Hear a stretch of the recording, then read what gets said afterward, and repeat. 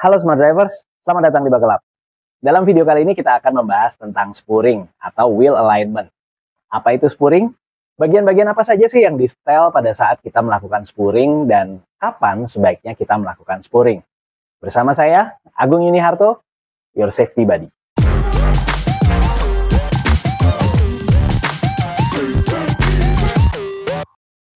Seiring dengan penggunaan kendaraan, sudut-sudut pada roda kita pasti akan berubah. Kenapa berubah? Ya, pada penggunaan normal misalnya pada saat kita membelok, pastinya akan ada tarikan-tarikan pada komponen-komponen di sistem steering kita. Termasuk juga kalau misalnya kita sering melewati jalan bergelombang atau bahkan jalan yang rusak. Nah, tarikan-tarikan ini pada akhirnya bisa menyebabkan sudut-sudut roda kita menjadi tidak ideal. Nah, karena itulah dilakukan proses spurring atau wheel alignment. Tujuannya adalah untuk meratakan kembali sudut roda kita sesuai dengan spesifikasi yang diberikan oleh pabrikan kendaraan. Kenapa kita perlu melakukan spurring atau wheel alignment atau meratakan sudut-sudut roda kendaraan kita? Yang pasti alasan pertama adalah alasan safety. Karena kalau sudut roda kendaraan kita tidak seimbang, ya misalnya sudut kiri terlalu besar dibandingkan sudut sebelah kanan, nah ini tentunya akan berpengaruh pada kestabilan kita pada saat berkendara. Dan juga tentunya kenyamanan mengemudi kita juga pasti akan terganggu ya. Pastinya nggak nyaman kalau kita mengemudikan mobil yang tidak stabil. Dan juga keuntungan dari kita melakukan spurring adalah yang pasti kalau kita memiliki mobil yang sudut bannya rata atau sesuai dengan spesifikasi dari pabrikan, kita akan bisa menghemat ban pastinya. Kemudian juga pasti menghemat BBM, ya karena kalau misalnya sudut kendaraan atau sudut roda dari kendaraan kita tidak rata, pastinya akan menambah beban, ya sehingga mobil menjadi memerlukan lebih banyak tenaga untuk bergerak. Nah, akibatnya ya pastinya kita akan tekan gas lebih dalam dan konsumsi BBM jadi lebih boros. Lalu apa tandanya bahwa mobil kita memerlukan spurring? Ya, yang paling kerasa nih misalnya sudah parah sekali perbedaan sudutnya, kadang-kadang mobil kita terasa narik ke kiri atau ke kanan tergantung parahnya ke arah sebelah mana. Ya, setir itu kalau kita misalnya mobil yang baik, ketika misalnya kita berjalan lurus di jalan yang rata, setir itu akan cenderung tidak bergerak.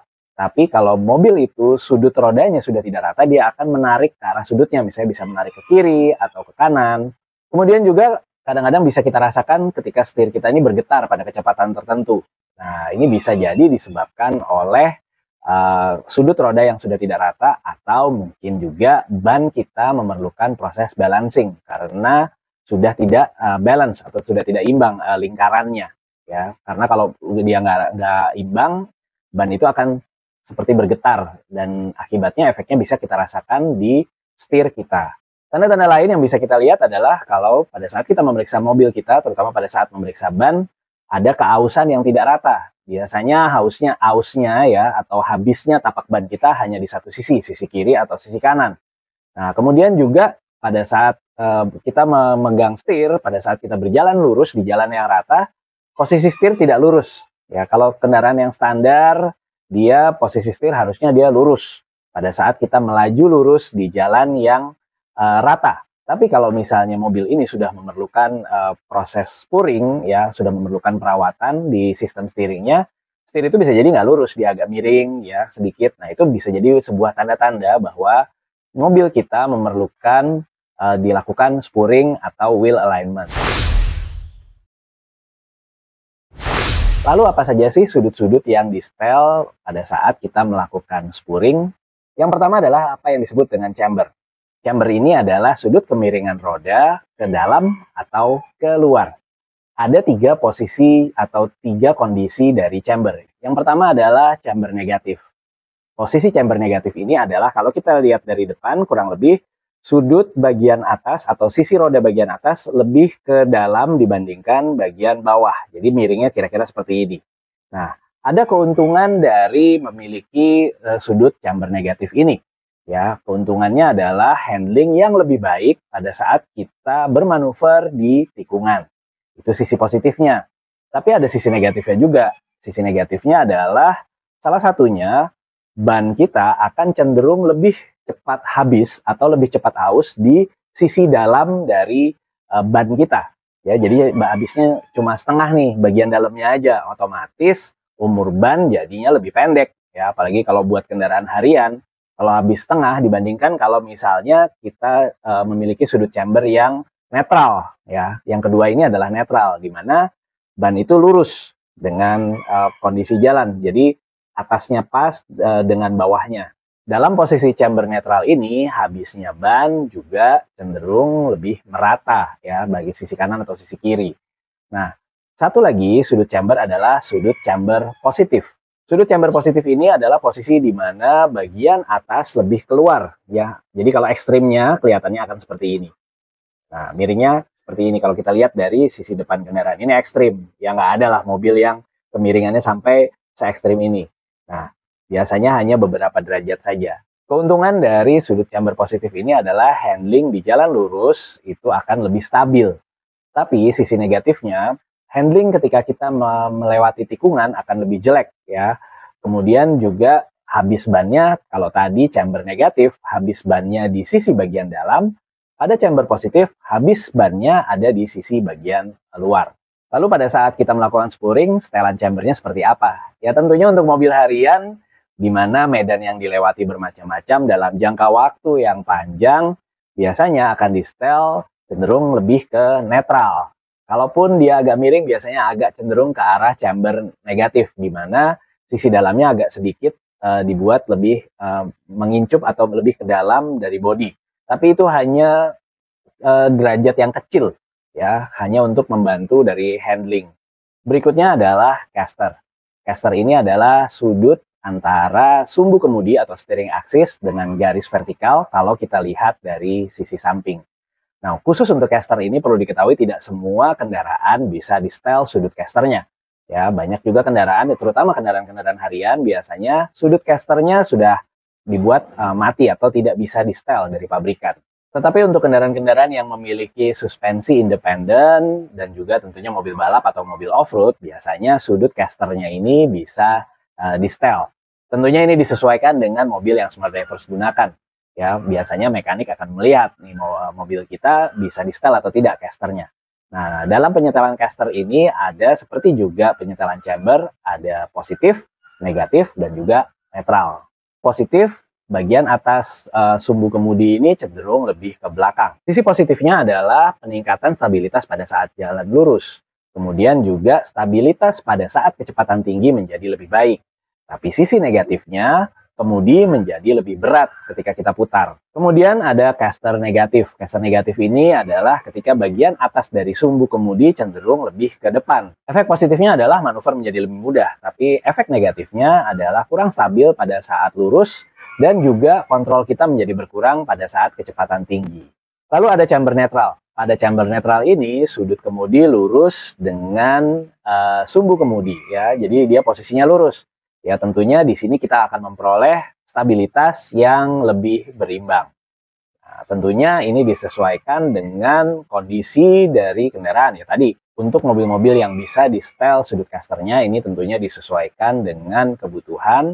Ya kalau mobil harian pastinya akan di-setel lebih ke arah netral. Nah, kemudian juga satu lagi yang juga di-setel pada saat kita melakukan spuring adalah toe. Toe ini adalah sudut arah roda kendaraan kita. Ya, dia bisa lebih ke dalam. Jadi kalau dilihat dari depan ban kita akan seperti ini atau keluar seperti ini. Ya ini ekstrim ya, nggak ada bannya begini nggak bisa jalan mobilnya. Nah, toe in dan toe out istilahnya. Ya, toe in ini adalah ketika sudut roda kita cenderung lebih ke dalam, makanya disebut dengan toe in. Keuntungan dari toe in adalah tentunya dia bisa membuat kendaraan kita lebih stabil ketika dipacu di jalan yang lurus dengan kecepatan tinggi. Tapi kerugiannya adalah respons kita terhadap kemudi menjadi berkurang. Dan juga pastinya ban akan lebih aus kalau setelan sudutnya terlalu ekstrim ya. Nah, itu tadi toe in. Bagaimana dengan toe out? Toe out adalah kondisi ketika ban kita mengembang keluar. Jadi kalau dilihat dari depan dia akan mengembang ke sisi luar. Nah, apa keuntungan dari toe out? Kebalikan dari two-in, pada saat misalnya mobil kita memiliki sudut yang lebih keluar atau two out, maka respon kemudi akan lebih baik.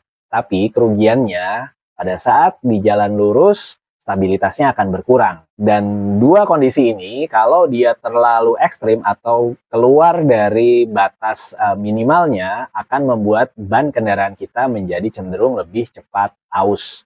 Untuk penggunaan harian, umumnya mobil akan diset sedikit ke arah two-in, ya tergantung jenis mobilnya. Ya, kalau mobil-mobil kecil atau mobil sedan, sudutnya antara 0,05 derajat sampai dengan 0,15 derajat. Sementara kalau untuk mobil-mobil yang lebih besar atau mobil-mobil seperti SUV misalnya, sudut two-in-nya akan di-setel antara 0,1 sampai dengan 0,2 derajat. Nah, ini berbeda karena tentunya mobil-mobil seperti SUV misalnya, bobotnya pasti lebih besar, kemudian juga dari sisi dimensi yang lebih tinggi, ya, ini membutuhkan stabilitas lebih. Makanya terutama di jalan lurus pada saat kecepatan tinggi. Nah, makanya untuk sudutnya dia memiliki perbedaan dengan kendaraan kecil. Lalu kapan kita sebaiknya melakukan proses wheel alignment atau proses spurring ini? Ya, idealnya kita melakukan secara rutin setiap 10.000 atau 15.000 km. Tapi di luar jarak itu, kita juga bisa melakukan kalau kita merasakan tanda-tanda yang tadi, yang sudah saya sebutkan di depan. Ya, misalnya mobil terasa narik, atau setir terasa getar, kemudian juga misalnya setir kita nggak lurus, ya walaupun belum 10.000 km ya nggak ada salahnya kita melakukan spurring. Ya, kenapa itu bisa terjadi? Ya bisa jadi kita kebetulan pada saat itu sering melewati jalan yang rusak atau jalan yang bergelombang sehingga sudut dari roda kendaraan kita berubah. Karena itu kalau misalnya sudah terasa tanda-tandanya, nah sebaiknya kita lebih baik melakukan spurring. Tentunya alasan utama adalah safety dan juga keuntungan lain ya pasti tadi sudah disebutkan. Bannya lebih hemat karena tidak cepat habis dan BBM juga pastinya lebih hemat.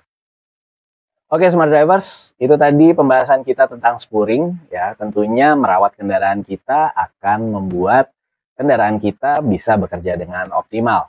Wheel alignment atau spurring ini selain untuk kenyamanan kita berkendara, juga tentunya membuat kendaraan kita menjadi lebih stabil, lebih mudah kita kendalikan, yang ujung-ujungnya tentunya adalah keselamatan kita di jalan raya. Stay smart on the road.